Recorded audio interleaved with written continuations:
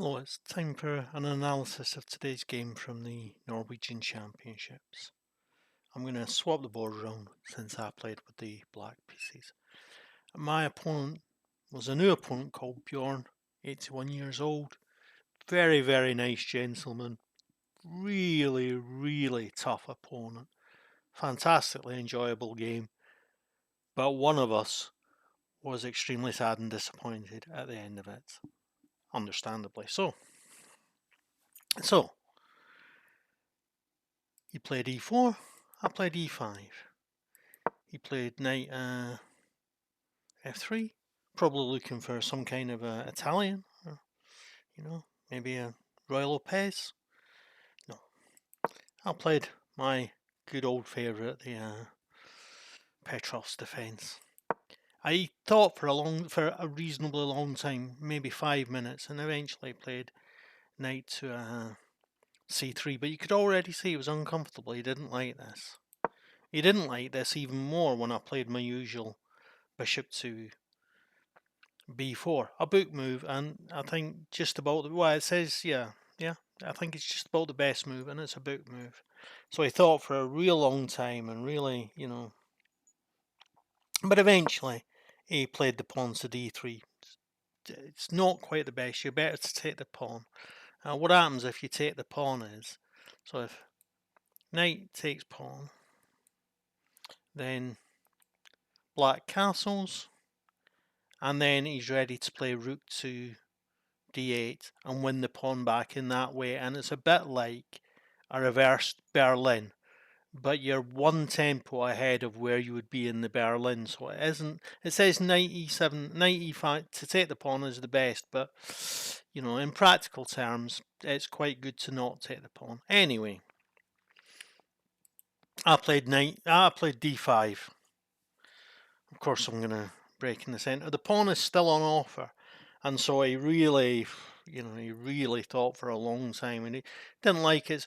It's a dangerous situation. If he takes the pawn, I can take the pawn back, and I'm threatening his knight, or I can push the pawn to e4, threaten his knight. If he takes, I can then take the knight. Yeah, okay, he can play the queen, but then I play my queen, and there are a lot of complicated variations here. And it wasn't what he was expecting, so he really did take an awfully long time to think about this.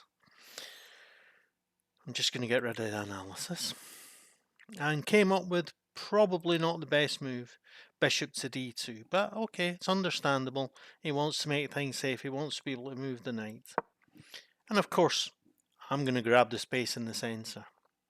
And that's what I do. Again, he thought for a long time. I don't know why. I think you just have to accept it and decide if you want to go all the way back to g1 or to e2. And he goes to e2, which okay, it's fair enough. And he's threatening the bishop. Oh, sorry, he's threatening the bishop. And I pull the bishop back to d6 to defend the pawn. He can't any longer take the pawn. And okay, I've moved my bishop twice to get to a place where it could have gone in one, but he's moved his knight twice. I've got a pawn on d4, well supported on d5. He's got some real trouble. He's gonna have a real hard time unpacking these pieces. So he plays knight to g3. It might well be a good idea to come to f4 with that knight and threaten the bishop and threaten the pawn. I think in that case I might just take it, but that case isn't. Oh yeah, I defend the pawn now, so that it might be more realistic to take and then think about pushing the pawn. And he plays bishop to e2. Yeah, it looks like he's getting on with his development and he's doing okay. So I play pawn to g6 to keep out the bishop. And in one of his quickest moves today, he saw a chance to disturb me on the king side, and played bishop to h6 with the threat of coming to g7 and threatening getting rid of my kingside castling possibilities. But of course, I'm not going to let that happen. So I play knight to g4, so that I'm attacking the bishop. And now if he plays to g7, then I come here with the rook, and his bishop hasn't got anywhere to go. So his bishop goes all the way back. And I play h4 so that you know, h5, sorry, so that the square h6 is defended also with the knight for when I withdraw the knight. And he chases the knight away. And I already had the next move planned, but I think again he was a bit shocked. It took him a long time to work out what he was going to do, but I play knight to h6, of course. And he takes, and I take back. And he plays the natural queen to d2 to attack the rook. Now I had a real hard time deciding here if I should go bishop to f8 and defend the rook that way, to then later play rook to e8 and then bishop to h6, threatening his queen getting. I really couldn't decide whether it was better to take back the rook or defend it with the bishop, since whatever happens I'm going to get lovely diagonals from my black bishop, and he's going to have time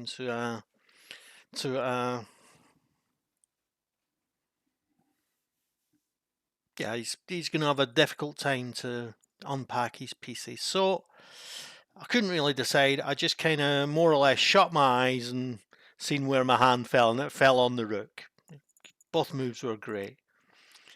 So yeah, I played the rook. And now I was really surprised by this choice. He swaps off the queens, and just look at the position he's given me here. I'm just, I was really astonished that he gave me so much. And of course I chase away the knight here, and he goes back. Now he could later think about playing the knight here. But if he plays the knight here, then I've got either knight to d7. If he plays the knight to h4 to attack the pawn on b6, I've got knight to d7 or king to f7 to defend it. I think both are good, but of course I don't do that. I play bishop to e6. I love development, and now it gives me a third option. If he attacks the pawn on g6, I can play bishop to f7, and it's still on the same good diagonal there. He might have been thinking about castling queenside now, of course, because I've got the pawn storm started on the king side. But if he castles queenside now, I can take the pawn on a2, and he can't trap me by playing. So if he castles queenside, then I take the pawn, and if he pushes the pawn, then I play bishop here, and it's the classic Boden's mate where the bishop covers b1, and I'm checking him on c1, and his rook is covering. Oh, it's not checkmate. His king can come here, but anyway, it's not a happy position for him. So he doesn't castle kingside. He takes the pawn, and I think great. Yeah, open up the position. You're opening up the position for my pieces. So I castled, and so far I'm really happy with my play, and the engine approves of everything. Great. And here he takes the pawn, and I think I'm just gonna insert the check and take with the knight. But of course the fish laughs at my plans and say, why don't you just take with the knight and then play the check and then take the knight with the rook? Okay, fair enough. But I didn't do it that way. So that's the first time the fish disapproves of what I'm doing. So he plays the knight back, and that pin is really, really tough for him to break out of. He can't, for example, chase the... Oh, sorry. So he's pinned, and I take the pawn with the knight. He can't, for example, chase the knight away with a3, because I take the knight, and when he takes with the king, I've got a fork on b3, forking the rook and knight. So he's a bit stuck. And I was hoping that he would play rook to d1 to kind of support the knight. But if he plays rook to d1, I play h4, and this wins me the knight, because the only square the knight can go to where it isn't attacked is f1.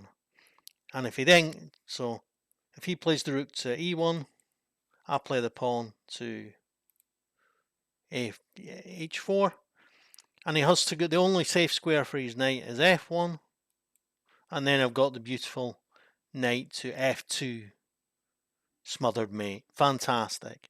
But he didn't play. My opponent was a tough adversary, and he's seen through most things, most of the day. So yeah, the fight goes on.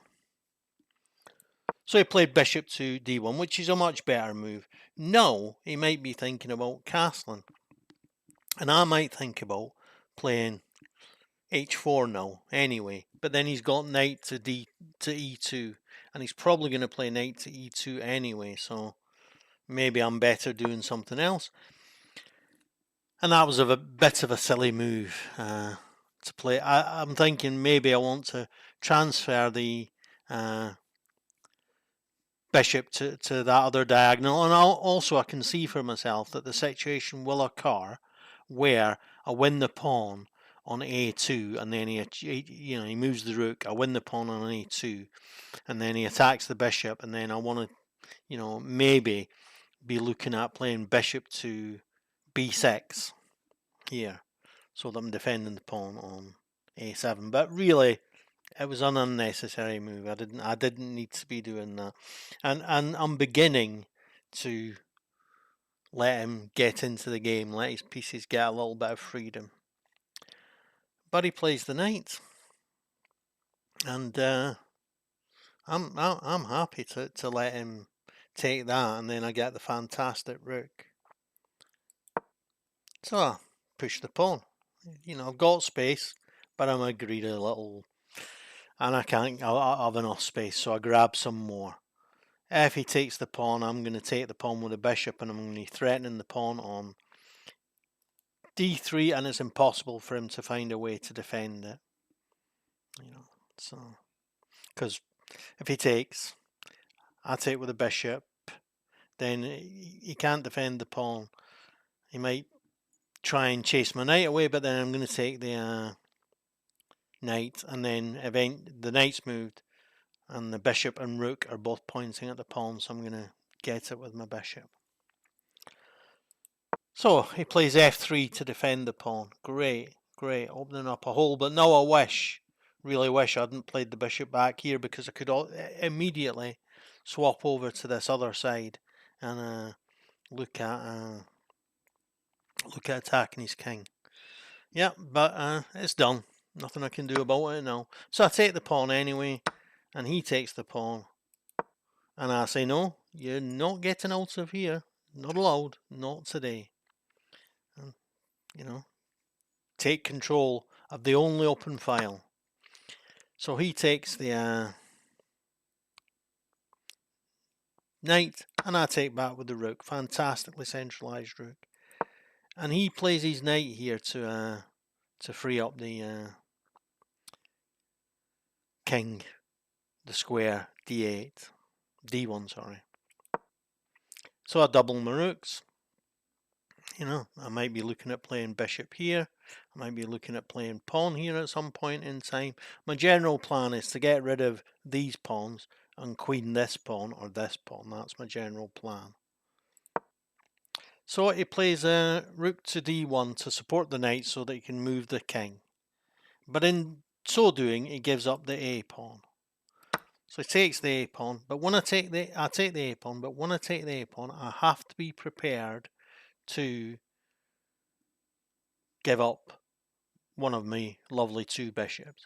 So he comes back to A1 and defends the and attacks the bishop, and I play bishop takes, and he plays king takes, and I play bishop to c4, looking at pinning. But actually, I can just play rook takes because the pawn on d3 is pinned, but I don't see it. And I continue not seeing it for a good long time. Now, the computer is saying that he could play rook takes pawn. But then I play, so rook takes pawn, but then I play king here to threaten the rook, and he can't defend it with the other rook, because if he does that, I've got bishop to a6, cutting the rook off from the defense of the king, and I think that's the reason that he doesn't take the pawn here. And I back up, still failing to see that the pawn on d3 is pinned. And he plays the rook, and we're both failing to see that the pawn on d3 is pinned. And I play the bishop to the pawn support the bishop, and he comes out with a rook to threaten the pawn, and I take the rook back, and I'm no longer threatening to win the pawn on e4. Oof, what a sorry state of affairs. But yeah, he's got to go scurrying back, so he's still not managed to unpack his pieces.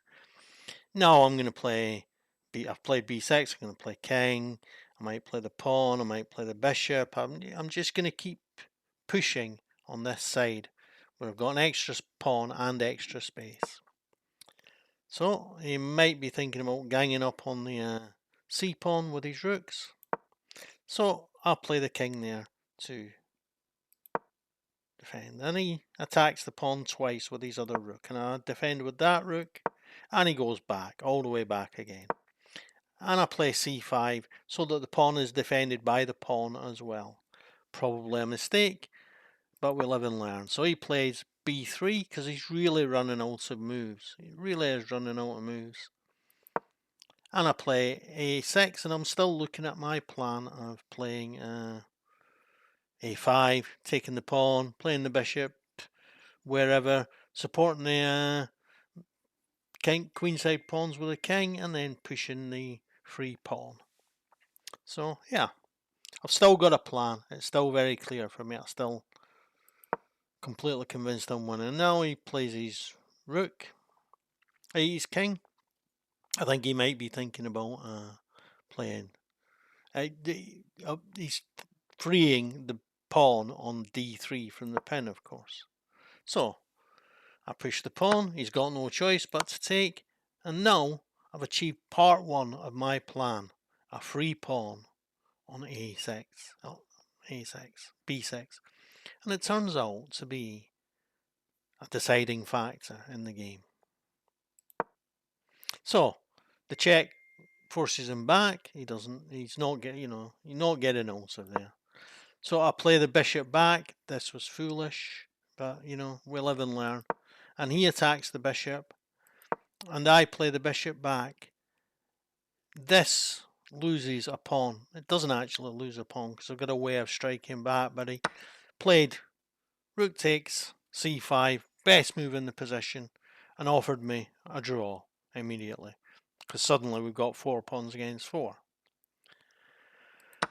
But I take, and he's still got we've just made our 41st move, and he's just got his extra time, and in coming to his 42nd move, he used up 8 minutes of his extra half an hour, so he's got 22 minutes for the rest of the game regardless, and time pressure definitely played a part in what happened.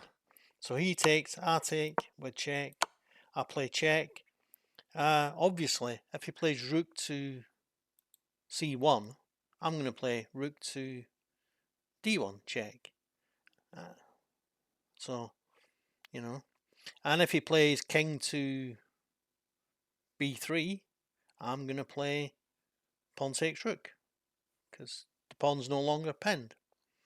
So he plays the only move he has, which is the king. And he plays rook here. and the machine is insisting that still got an advantage if I play rook to c2 check. Oh, sorry, he's got to move first. He moves here, and the machine says I've still got an advantage if I play rook to c2 check, because I hold on to this pawn and I've still got this pawn. But I looked at it a different way, wrongly. And I say check, and he comes back, and now I take the pawn. And okay, I've got 4 pawns against 2, but he gets one back, so I'm still a pawn up. I'm still holding on to that pawn. I come back with my rook, and it's, according to the fish, it's a draw here. But to get the draw, you have to find 20, 30, however many. The game lasts nearly another 40 moves, fish moves, to get the draw here. Will one of us manage it? Will one of us make a big mistake? Find out. So he comes to attack the king. Great. Now, up until about move 42, I'd used less than 5 minutes. I'd done a lot of thinking in his time. His time had really burnt away, and he was on his extra half hour by now. But now I begin to have to think. I begin to have to calculate. I don't know why, because I calculated everything incorrectly anyway. So, yeah, I'm perfectly willing to swap. If you want to swap, I'm willing to swap. No, he doesn't. So I put my king where it's out of the way. And the plan now is to get rid of one of the rooks and win with my two extra pawn. So he plays the king here, and I check him, and he plays the king there, and I check him, and he plays the king to e3, and now I come to a2 so that I can play rook to a3 and pick up this pawn. And he plays, of course, rook to b6, e6, so that he's got a double threat on the pawn on e6. And I offer him a swap, and he takes. And I've thought now that having pawns on both sides of the board, even although it's a rook I'm fighting against, not a knight, it's got to be an advantage. And I was lucky. I'd seen an end game that one of my friends, a former member of our club who now plays for another club, had played where he had 2 pawns against 1, a central pass pawn, 2 spread out pass pawns, and he managed to force through one of his pawns. And I'll just mention the Tarrasch rule, that the rook should be behind the pass pawns. I'm able to get my rook in behind his pass pawns. He's never able to get his rook behind his pass pawn. He's able to get behind my pass pawn, but I'm always able to defend it. So time wasn't short for me, but I was beginning to have to do a lot of calculation using a lot of time, and my opponent was certainly short of time. Yeah, b4 looks like a crazy move, but it's actually the correct move. And he attacks the pawn again, and I come back with a king. Yeah, so that if he checks me again, I can push the pawn, and then I can push the king, and I'm pushing pawns on both sides of the board, and I've got some defense against what he's trying to do. But I don't push the pawn. I don't know why. I want to be able to come to c6 and b7 and then c6. And he plays d5, and I check him away. And now I think I played b5 on move 62, but the stress had become so much that my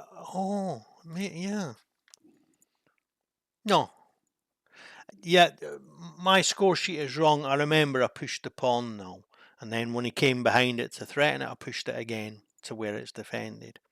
but my my handwriting becomes completely illegible at this point in the game because of the stress of the situation. And so I'm not going to guess how it went, but I'm going to set up the final position on a board for you to look at in analysis. And yeah, the problem that he has is every time he comes forward with his pawn or comes forward with his king to allow his pawns to come forward, he gives himself less squares. Eventually, he would like to be able to go to E9, F9 or D9. Those squares don't exist, they can't, and what happens is I go back and forward on the third rank and push every time he gives me a move, I'll push the pawn. And when he attacks, push the H pawn, and when he attacks, I go back. And then when I get to the 7th and I've got the rook on the 7th, on the second rank, and the pawn on the second rank, every time he gives me a move, I push the B pawn. And eventually he has to give the E pawn as well, and I'm in the E pawn. And he gave up, and I was really, really lucky. The game was a draw at this point in time, but as I say, it's a game. It's a draw if you play 20 or 30 perfect stockfish moves. He didn't, I didn't, but because he'd used so much time earlier in the game, he had so little time to calculate, it was more likely for him to make a mistake. And I've got the 2 pawns. It's in this situation, I'm playing for a win. He isn't. But eventually, when he gets his pawn to the 6th rank, I think that was as far as he got it.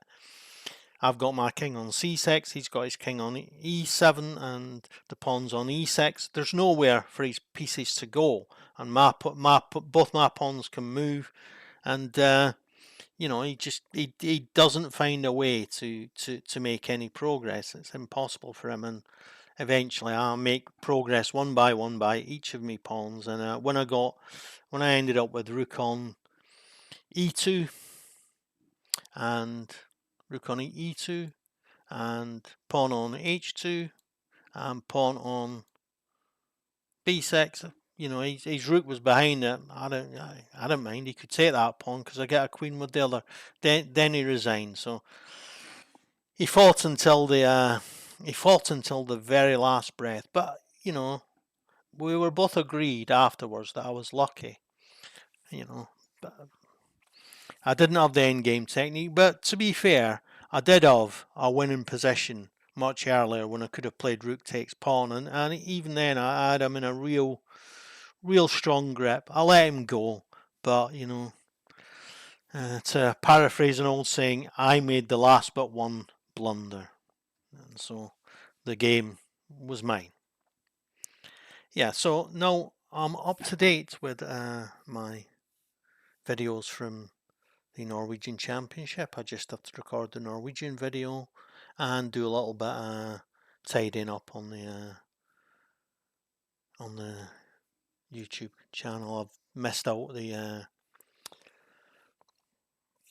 thumbnail on one of the videos, and yeah, need to load up the pictures for the Norwegian and the English playlists and sort the videos into the right playlist so that it's easier for people to use.